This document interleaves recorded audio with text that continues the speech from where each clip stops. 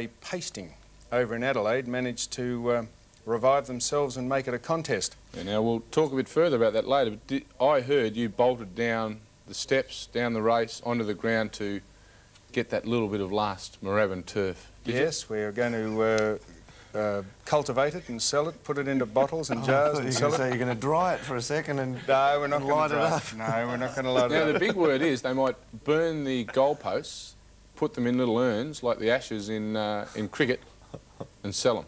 Yeah, but what people forget, of course, is that they're still training at the ground. They'll need something to kick the balls through. Wax some other ones up. Oh, well, that'll be... There you go. Well, let's hope they do. One thing is they burn the scoreboard, because I've spent 10 years going down there and can't read one of the figures on it when I'm asked to cross on the radio. I just cannot see the scoreboard properly. Yeah, now we're being joined by Peter Hudson later too, so we'll get the real inside to yesterday down there.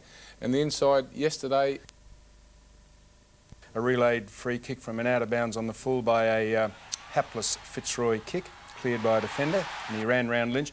But in what must be the coaching move of the century, Ken Sheldon took Plugger off just before half-time because he got a little anxious, he got a little fractious. In fact, Plugger, he tried to incorporate Alistair Lynch into one of the pickets down there at the end of the fence, and then he wrestled him to the ground again, and after Lynch came out and took a mark, I think he pushed him to the ground. So they took him off just to cool the great man down, because if ever a side's fate depends on this guy standing up, it's Plugger.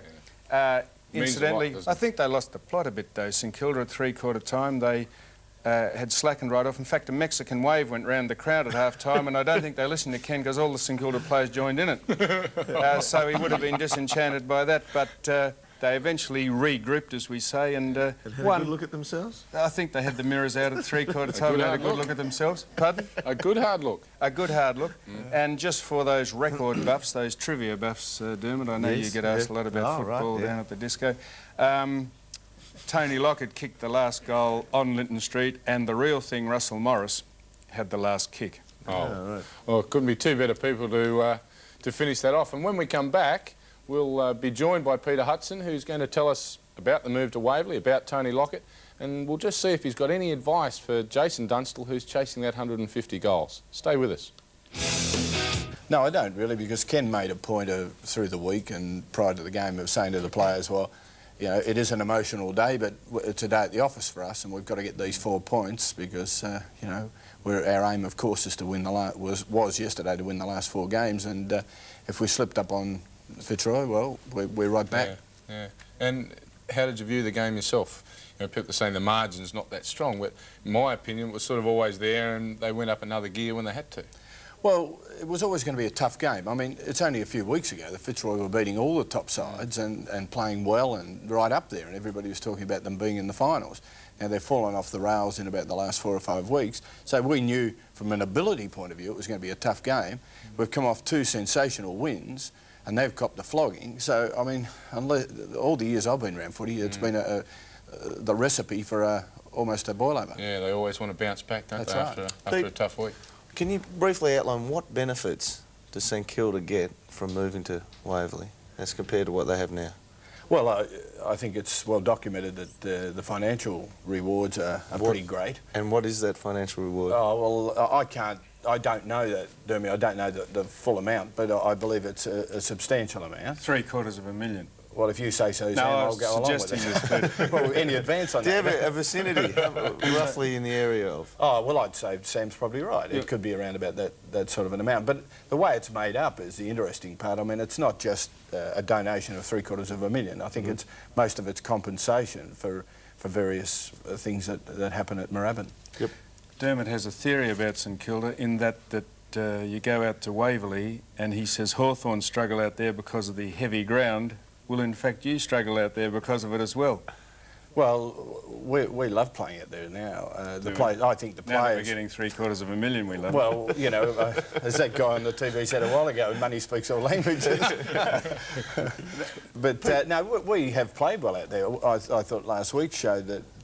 yeah, just they did, didn't they? And we're looking forward to playing Carlton out there. The talk around the club, right through from the administrators through to the players, everybody around the place is talking about it. That was your theory, wasn't it, Dermot? Yes, that's an amazing turnaround, because it was the hoodoo ground, wasn't it? St Kilda, really, that hardly ever won there. 2 years ago, you were fairly ordinary, St Kilda, even go back to '89. Very simple team to beat in relative terms as to where they were on the ladder. The personnel hasn't changed that greatly on field, and most of the players they've bought have been so-called discards from other clubs. Where do you attribute the rise in this year and last year too? Where do you attribute that to? Well, I think there are a lot of factors, Dermot, to be honest about it. I think the fact that some of the players that we've picked up that were so-called discards are consistently among our better players. I think that's a fact of life. And I think, I have no hesitation in saying that Ken's coaching. He's given the players a plan to work to over the 2.5 years, nearly 3 years that he's been there.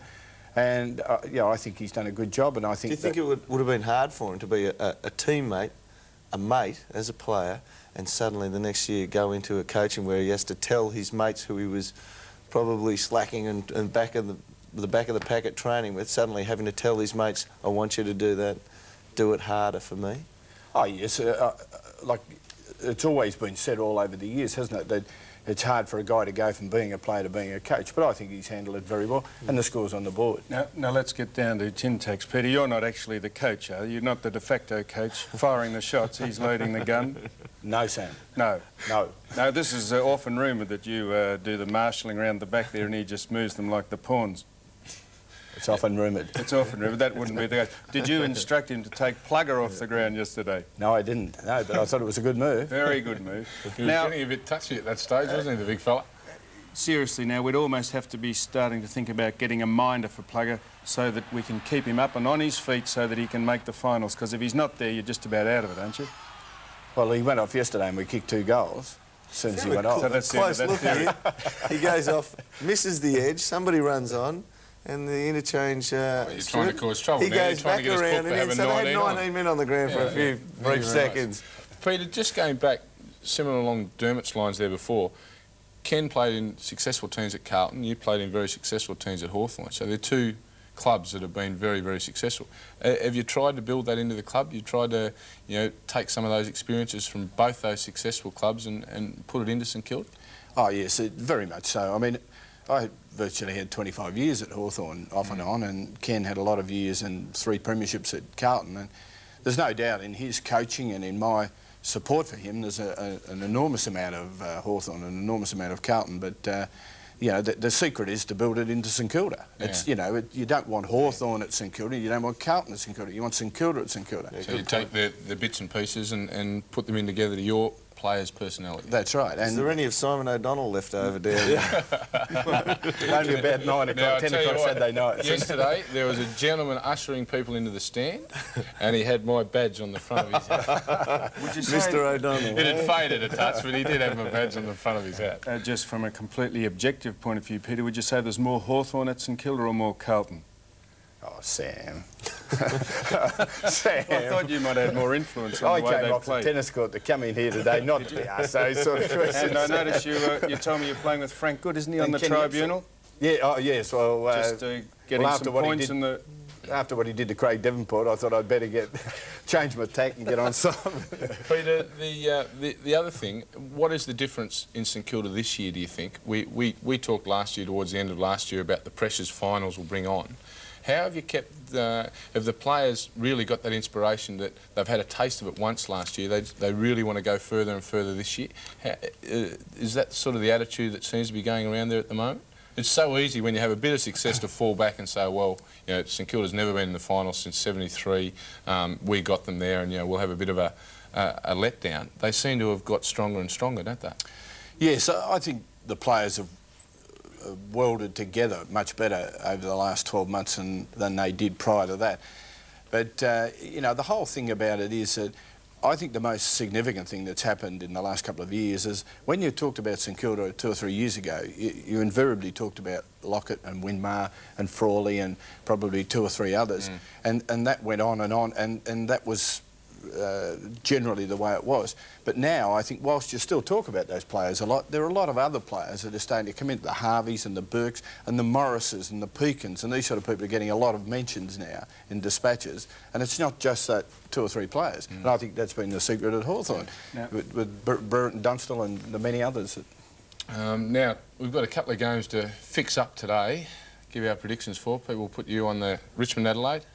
Adelaide. Go for Adelaide.